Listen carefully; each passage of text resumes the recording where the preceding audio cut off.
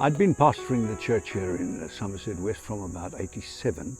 The Lord began to speak to me in 93, very clearly, very powerfully. And I let him talk to me for 9 months. And he gave me various aspects of leaving denominationalism. In November of that year, at an elders meeting in my house, I decided this is it. I got up, I said, gentlemen, I must leave the Full Gospel Church of God and get into non-denominational movement.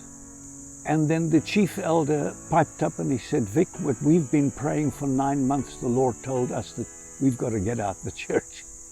Well, you could have knocked me down with a feather. And we decided there and then, as soon as we can, we will be out. We were about, I don't know, about 400 or so, 450. We voted as a church. There was no nonsense at the polls, if you know what I mean.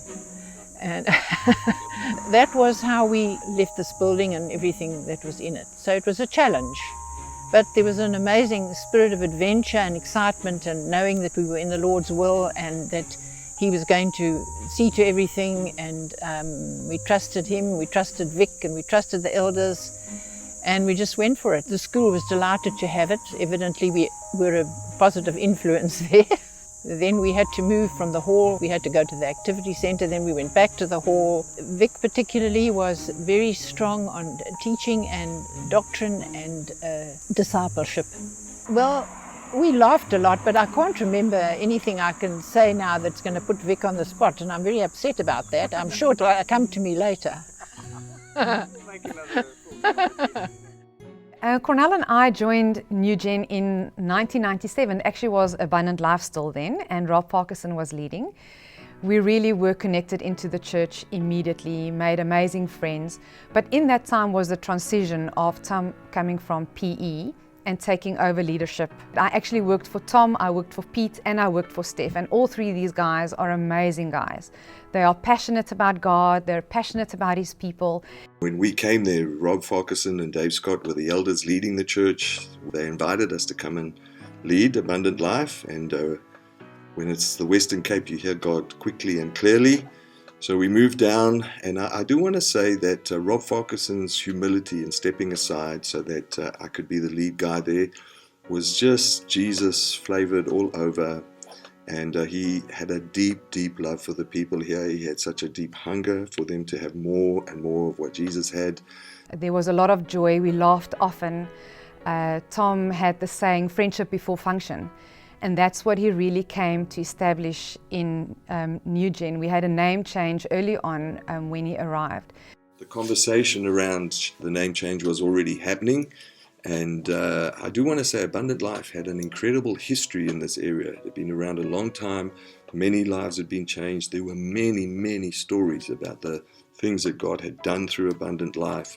And this moment came, and people were feeling there was a need for a name change. And so we started to dig into that. And that is why we have the name, or you have the name, New Generation Church. It just talked of a new day, a new season. And it talked about generation, not just one group of people, but generations. Tom and Ina, they're awesome. They love people, you can see that, and they love God. It's just been amazing to see their journey. On one of the occasions when they visited, you and I had looked at each other and kind of said, if we ever have to move, and there was no thoughts in our head of moving, we think Pete and Jan may be the couple to come and take this. Grace Church. I think we've been meeting Grace since 1991. And then there came a time where we just, well, I think Pete had felt it for 3 years. He said that he felt God was saying we need to move on. And then the one day we'd heard that Tom and Una felt God calling them over to Australia. And we knew without a doubt we needed to move to Australia, which was really tough for us, I want you to know. But we've learned over the years, you do what the King wants and all the rest will work out. And then when Tom left and Pete joined, it felt like we were running at 100 miles per hour. Pete was he's a very strong leader, very courageous. He just gets up and gets going. We joined Newgen in October 2006. I used to live with Pete in Pietermaritzburg. That's where I knew him from. Pete and Jan took me in really kindly as a student. I think one of the most helpful gifts that Pete gave me was an understanding of how important family are to leadership. And really, when you look at Scripture, that's what qualifies us. We're not qualified because of any gifting or ability. We're qualified because of how we love each other and lead our kids and work in our marriage. I know leadership training has always been There the you whole go. Leadership. training. Yeah, he was just a very unique, very strong, very diligent and very hardworking. He was very good at equipping us to go to the nations. He opened up doors for many people to go into Madagascar, to go into Namibia, to take the gospel further than just our own boundaries. Madagascar, what a life has been there. Awesome. And New York and the lot, England, and yeah, jeez. In terms of a building, sometimes at Hottentots Holland we'd have a call saying, oh, you can't have church here today because the place would be an absolute tip or something had happened. And I think that was also part of the process too, of actually saying, okay, we actually need a home, but not something for ourselves, something that other people can use as well. It kind of took almost 4 or 5 years of just letting this idea run through people's minds, and we talked about it a lot. And I said to him, Peter, I had this vision of this place with these factories. I saw a sort of informal settlement across the road. I saw us reaching into an informal settlement. I don't know what it looks like, but there's this big grassy parking area, and kind of almost in my spiritual mind saw pretty much where we are today. And he said, that's crazy because that's where I want to take you. And we said, well, where are we going to get the money from? And he said, well, God will provide. As we floated the idea and the vision to the people in the church, just the generosity of our people responded to this far exceeded what the congregation had been able to do up until that stage. It was always going to be God, and it was always God in terms of how we got here. I remember having lots and lots of prayer meetings for the building project, and God specifically saying, be bold and courageous. Be bold. And Come on, church. Come on, church. Come on, church. Come on. Please, Lord. And up and up and up and up. And finally, what a ride. I want to bring some of the prophetic words God has spoken to us at New Generation Church. This covers a 9-year span. Some of them are in the process of being fulfilled. Others are yet to be fulfilled. As you all know, we've been blessed by this wonderful building here that God has provided for us, which was part of the prophetic words. And we are utilizing this building, I believe, in a greater measure day by day. We're having all different kinds of meetings. We're having weddings. The functions that are taking place, the training that's taking place is fantastic. And God has provided this building for us. And I believe that for all of these promises that we can all say yes, they are in Him, and they're amen in Jesus, and to be for the glory of God. And I would say to all of us, as these prophetic words are brought to us as a reminder, please do not take the word of God lightly. He's called us to be those that would soar on wings like an eagle. You may see all the things in the nation going on, troubles and problems, and yet God has called us as a people to soar on wings like an eagle. He's called us to demonstrate God's power, His glory, and His love. And I believe this is taking place in a greater measure day by day in New Generation Church. He's putting new wings on us, a new heart and a new mind within us. He's renewing our strength. I believe He's calling us for gear changing in our lives, adjustments to make to bring us closer to Him to fulfill the promises He's given us. we're going to have favor in our community and the surrounding communities. What a wonderful thought when you think of what's happened in Stellenbosch and what's happening now in our surrounding areas. So I found my way to Newgen back in 2001. I was a student in Stellenbosch, and I was looking for a church, and I just battled, and one day through some great circumstances I found my way in Newgen, Somerset West. That was when Tom was about to leave and just before Pete arrived. In my little Beetle, I drove from Stellenbosch as a student. I had to sacrifice some of my beer money to afford that. Obviously I wanted to subsidize that petrol, so I needed more people to come in the car and to subsidize it, and so very quickly we found Matt. Steph invited me to church with him. I think he needed someone to push that Beetle of his. I really felt at home when I came to Newgen. And then Matt and I turned into 3, it turned into 4, and then very soon after that with Davy we started a little life group. There were several stories, several people that we had the privilege of seeing come to faith in those days. It was amazing. We decided we wanted a church there, so as a student group we started praying in the botanical gardens for a church plant one day. The students, we were so passionate, and we had these early morning prayer meetings once a week, largely praying into the eventual birth of this church. And when I say early morning, I mean student days. It was 8:30, 9. And so the sacrifice was significant. Mark and Elna and TENNANT with the steadies. Yeah, awesome. I mean, As an eldership team, we felt that there was a real calling for Newgen to be present in that city, to be making an impact there, and it was time that we planted an official site in Stellenbosch. Pete phoned me, as he always does, just off the cuff, and said he needs to see me. Didn't beat around the bush and said, we're planting a church in Stellenbosch, I need you and Elna to lead it. So, after catching my breath, I went home and I said to Elna, sit down. Pete's asked us to lead a church plant in Stellenbosch. And I was expecting a lot of pushback, and she said, okay. And that was it. So if anyone has ever planted a church, the early days are probably the hardest. When I really saw God's hand moving was just how the capacity of people was being built. How more and more people just sort of put their hand in and did what they had to do to make things happen, to make the church a success. when we know it wasn't easy for them, Mark's full-time work, to take on a community in Stellenbosch. And I remember the early days of Stellenbosch, going there in the early, when it was meeting in the afternoons, evenings, and we'd go and we'd have prayer meetings. And there'd be this small crowd, you know, and sometimes people would say, oh, is it ever going to grow? And now you look at it now and you think, oh Lord, thank you for your vision. Thank you for helping people persevere and not give up. That's right. Thank you for people like Mark and Elna who took on the responsibility. Yeah. You know, when it After I led the church in Stellenbosch for about 2.5 years, I just really felt that Stellenbosch was getting to the point where it needed a dedicated person who could look after it. And so we did it quite quickly. Steph took it over, and it was like something that I never felt I would ever have the privilege of doing. And when I did it, it was such an incredible thing in my life. And then it feels like you're giving away something, you know, but it's not yours, it's God's.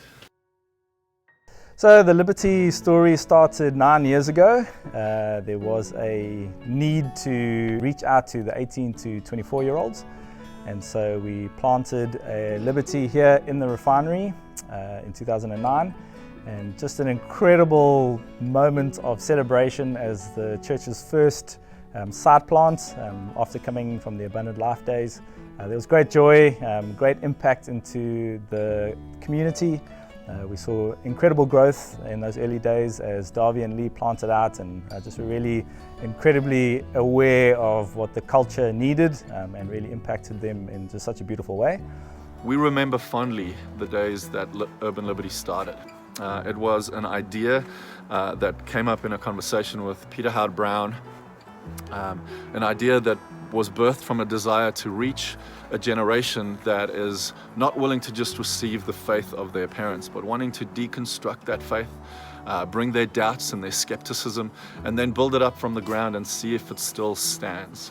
Our hope was to reach those people who who don't easily come to church, who aren't really interested in a normal Sunday morning expression of what church is. We sat around tables afterwards and we had meals together, and those meals were sacred moments, and lives became shared with one another in vulnerability and honesty. I remember the team that planted with us. They were just so willing to pay a heavy price, to put in long hours of sweat and tears for the sake of people engaging with God and His good news in that way. And we're so grateful for the team. We're grateful for Pete and the leaders that believed in the idea. We're grateful for those who paid the price along the way. And we're grateful for those who are carrying on the legacy. So Davy and Lee were then called to New York, and they handed over to Steph and Kaz, and they then took Liberty into the future that God had for them. At that stage, Mark Tennant handed over to Steph and Kaz, who'd come from Liberty. So then there was a gap in Liberty, and Jared and Bron took over, and also just the incredible teaching gift that they brought into the community developed Liberty to be a more rounded community, and she just really was in such a great space. Pete then had a stroke in 2013, and so Jared and both Steph and Kaz from Stellenbosch stepped down from leading their congregations. And so we were in a space of trying to figure out what future God had for us. So when Pete had his stroke, it's obviously a massive impact to any leadership team to have your lead guy be exposed to something like that. Well, Doctor, you can... He said there's 30% chance of survival. Yeah, so come on, man. Really? And Pete was busy trying to get out of bed, and they were trying to hold him down. And was stroke and gastric tube out. Yes, and terrible. But God. But God, yeah. And everybody was praying. And been to the Lord. Oh no.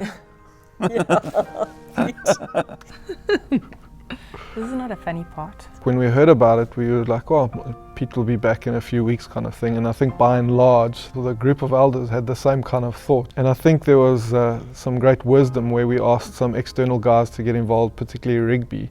Within the weekend of it happening, Rigby and Sue had met one-on-one with all the elders. So in those days, I think there were 17 couples, including Pete and Jan, and so it was a massive task. Rigby made it clear that Pete wasn't coming back, and we had to begin to grapple with that reality and what that looked like. But then obviously the burning question was, so what now as the eldership team? And there was just a sense of patiently waiting for God to do what He needed to do in terms of who would step into Pete's shoes. I started out at the church, as a gopher, I guess, doing everything that no one else really wanted to do, and then eventually coming and leading admin, and then doing the ops, and then leading Liberty, and then Stellenbosch, and in between all of that is, being on the sound team and leading the volunteer guys, and I've actually been exposed to a hang of a lot in the life of the church. And in those years preceding what happened with Pete, there were so many changes, and we were moving house a zillion times, and I think we both felt quite frustrated, like we just want to settle somewhere and really dig in, and it's hard to leave people. Every time you leave a congregation, that's heartbreaking. But then to look back and see that actually God in His wisdom had given us such experience and had knitted us relationally with people in all of the congregations, and what we were frustrated in, actually, that was God in His sovereign wisdom being so kind to us, so that when we were called to take the reins, we were so well positioned and well rooted to do so. I was just saying, God, if it's me, I don't feel like the man. But if it is me, you're going to have to speak to me, and you're going to have to make me the man for this job. At some point, Rigby came back and he said, it looks like there's an overwhelming sense that it's you and Kaz. The church is never built on a man. The church is never built for a man. And so I think that understanding from the eldership team made the transition easy, but it didn't make what had happened to Pete any easier for us to deal with. At the same time, the elders and the church is grieving, because we're seeing someone that we love fighting for his life. It feels horrid to be moving forward, and I remember Rigby saying to us, listen, Pete's my best mate, and let me speak on his behalf and tell you that if you guys don't move forward, and if you don't take this church where God wants you to take it to, Pete would want to kick your butt. I've had to really fight the thing of what did we do wrong? You know, is it God now saying, okay, thanks for playing, but we know that God, you know, that God isn't like that in his character. Yeah, you yeah. know? And so yeah, it definitely been a journey of coming to acceptance, coming to grips with the whole thing. Yes. I think for me, the other day I realized that actually I felt my heart's been broken by the whole, you know, when Pete had his stroke. Shame, darling. And no, it was a good revelation. I know, but yeah, and walk in the park. Pete, you know. I miss the guys, Steph. I miss lots. Yes, but anyway, it's life. Preaching, yes. I'll be back. I'll be back. And step by step, bit by bit. It was 8 weeks since Pete had his stroke, and a transition moving that quickly just was unprecedented, and it going as well as it did. And so I knew Steph as a very quiet and a very reserved guy, someone who just got the job done. Whatever was asked of him, he did it. He did it diligently. He was a very hard worker. And so when he stepped into the role of leading Newgen, he had to find his voice. And he really did, and very quickly. And it's just because God has his hand on him and has a plan and a purpose for him for this time. Initially, it was kind of like batten down the hatches and let's just survive the season. And I was just amazed to see all these little things that we'd set out to do initially fall into place. We didn't have leaders in place for Stellenbosch and Somerset West and Liberty, and it was just around kind of consolidating where we were at and finding the right people going forward for the future. And so to be honest, that first year was around surviving. I was just all over the place, completely stretched, and it was a testing time for us as a family. We felt completely overwhelmed, and I think that was such a gift as well, because you can't possibly in your human capacity hold that kind of responsibility, and that was a great thing. That was a really great thing to know, because actually then you have to rely on God. And it was just a massive learning curve. I don't think I've had to say sorry as much to the elders in that first year as since, you know. And so Steph has won the hearts of the people. He is such a humble guy. I think through his humility, he has really drawn the church closer and close to him. And he is a strategist of note.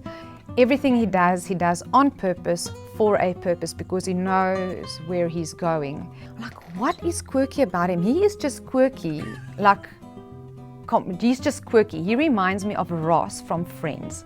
Steph is a great adventurer. With him, everything is an adventure.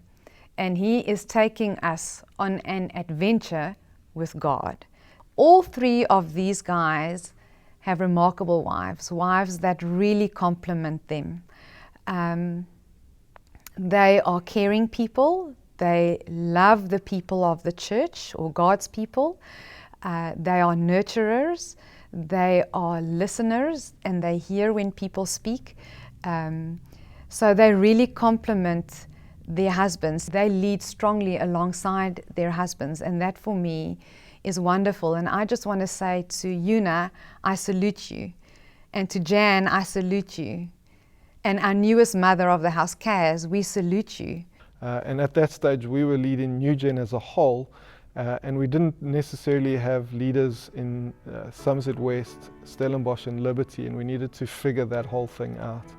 It was great joy and great relief when the hand of God settled on Glenn and Gregan to come and lead at Liberty. So grateful for that. And then bittersweet in a sense with Stellenbosch, where at some stage we thought we were going to be there for, I don't know, indefinitely. And just a very special place that Stellenbosch has held in our hearts all the years. realizing that it's not us, but then the sweetness of seeing God's hand settle on Paul and Kate and just having a real confidence and peace around that. And my heart in going forward and leading forward was to come and give freedom and ownership to the areas that they were leading in. We were running kids' church gung-ho. Glenn, he was operations, so we were going full force. We had 4 kids at that stage. It was a crazy season. And then Glenn couldn't sleep at night. Something happened, and it was like a month where he would just wake up every night, and he didn't know what was waking him, and I just remember him just being kind of like anxious about something and just praying through the night. One day, on the way to work, he got out the car. He got into the car to leave and then got out and said to me, "I think we need to take over Liberty," at which I just burst into tears. Life was a bit hectic at that time. And so any thought of any additional load for us was, I think, just way overkill. And so Steph was very gracious and said, actually for December, just take the whole month off, just go away, just you guys rest and relax. At that time of going on leave, just began to process it with God, so there wasn't any rush, there wasn't any pressure on us. By the end of that time away, Gregan came to me and said, actually God has now given me the burden for liberty as well. I walked in there and God just showed me, instead of these cool kids that I was so kind of afraid of, in a sense I suppose, I just began to see their brokenness, and oh, my heart as a mom just started bleeding for them, and I felt God say to me from then, I just want you to love them, just love them. And so it was really just a sweet moment of God synchronizing the call that He has for us, Him confirming it with both of us. And so we kind of duplicated that process, and each elder went away and prayed about liberty and came back all in agreement that actually they feel good in God for Greg's and I to take over leadership of Liberty. So we were prayed in 2014, and at that time just really felt God calling us to establish community kind of as the main thrust for the next 2 years. Just a real bonding of people, really beginning to hang out with each other, and our church becoming more than just Sunday meetings, and really doing life with one another. 2 areas that we have felt God moving us into as a community is family, and we also feel God nudging us toward being involved in the community. We just began to pray more and more for families and older folk.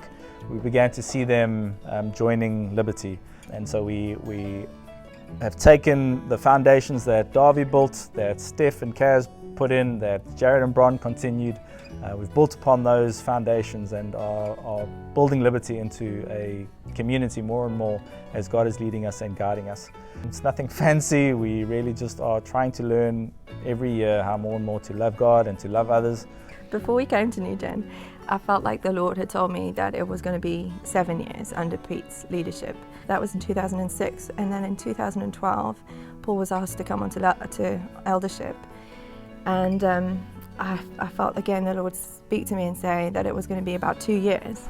Rigby was announcing to the leaders on a Tuesday night at prayer, and he just threw away a comment that was, I need you guys to know that Steph is not taking over on Sunday. When we announce it to everybody, he's taking over now. I thought, that's a funny thing to say. That was the 1st of October.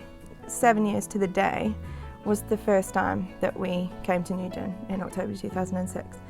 We were asked in, I think, September to consider taking over Stellenbosch leadership, and they just couldn't find it. Rigby couldn't get through until November.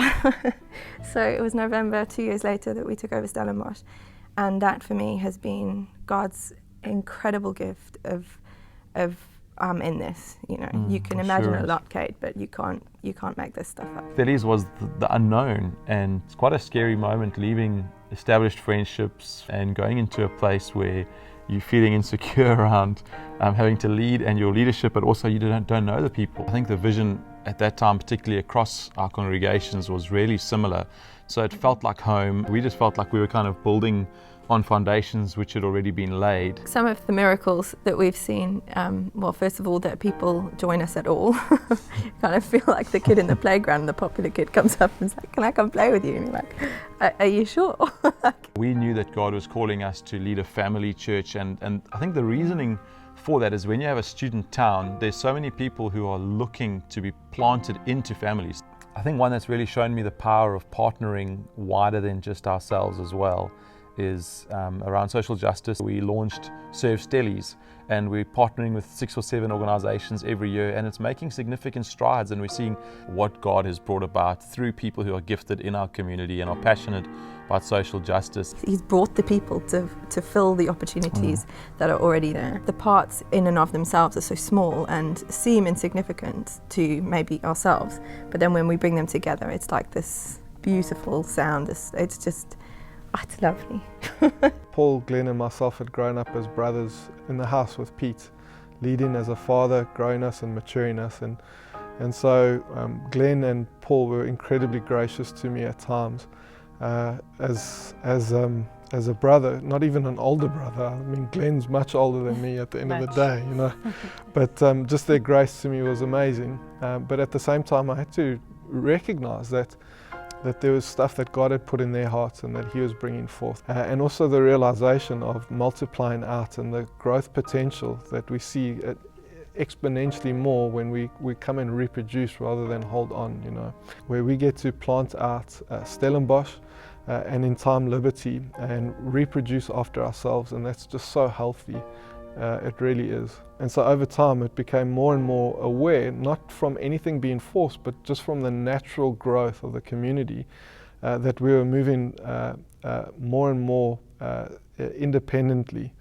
And towards that end, a conversation began to crop up between Glenn, Paul and myself, and Glenn, Paul, myself and Stephen Rain, and we began to work things back and forth and ask questions, and it came to a point where we realized maybe part of the future was going to a place where we plant out. And we then went to the elders and we said, this is something that we've been looking at and that we feel that God could be doing. We want to propose going separately and planting out both Stellenbosch in the short term and Liberty into the future. And when you've prayed about it and when your thoughts and opinions are prayer filtered, come back and let's see what God's saying collectively.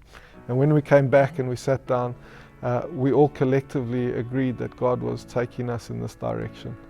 Over the years, as we saw Newgen grow and different churches being planted, we couldn't contain everybody in one building. We can't expect Stellenbosch to be coming to Somerset West, but there's people to reach and a town to impact. Even though they're going, it is for the better.